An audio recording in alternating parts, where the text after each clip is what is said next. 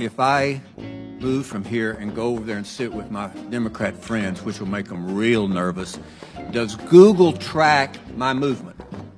Does Google, through this phone, know that I have moved here and moved over to the left? Not by default. There may be a Google service which you've opted in to use, So Google knows that I am moving over there. It's not a trick question. You know, you make $100 million a year, you ought to be able to answer that question. Does Google know through this phone that I am moving over there and sitting next to Mr. Johnson? It's yes or no. I won't be able to answer without looking at... You can't say yes or no. Without knowing more details. Yes or no? I genuinely don't know without knowing what I'm shocked services. you don't know.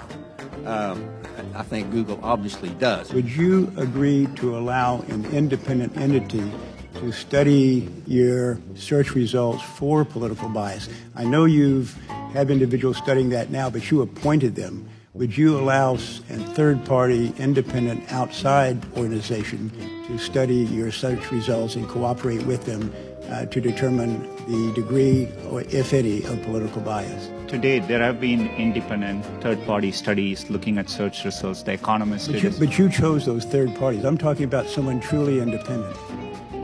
We didn't choose those third parties. I mean, they completed those studies. If you Google the word idiot under images, a picture of Donald Trump comes up. I just did that.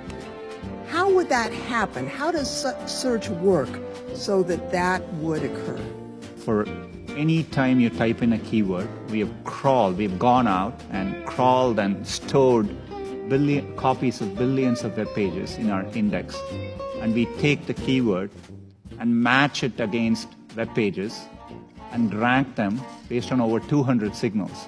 Things like relevance, freshness, popularity, how other people are using it. And based on that, at any given time, we try to rank and find the best results for that query. And then we evaluate them with external graders to make sure that, and they evaluate it to objective guidelines.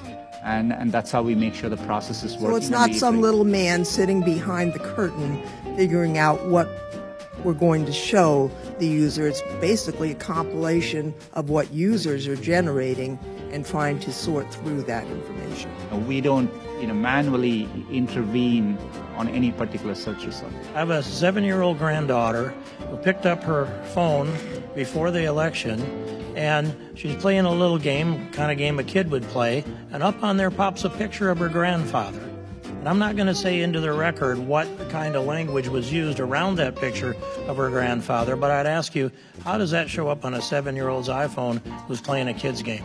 Congressman, iPhone is made by a different company, and so, it might have been an Android. It was a hand-me-down of some kind. Also, to my knowledge, you've never sanctioned any employee for any type of, for manipulating the search results whatsoever. Is that the case? It's not possible for an individual employee or groups of employees to manipulate our search results. We have a robust framework, including many steps in the process. Well, and my time is up. Let me just say I disagree. I think humans can manipulate the process. It is a human process at its base. Thank you, Mr. Chairman. You're back. Have you considered having an online school that people could go to with a Google rep?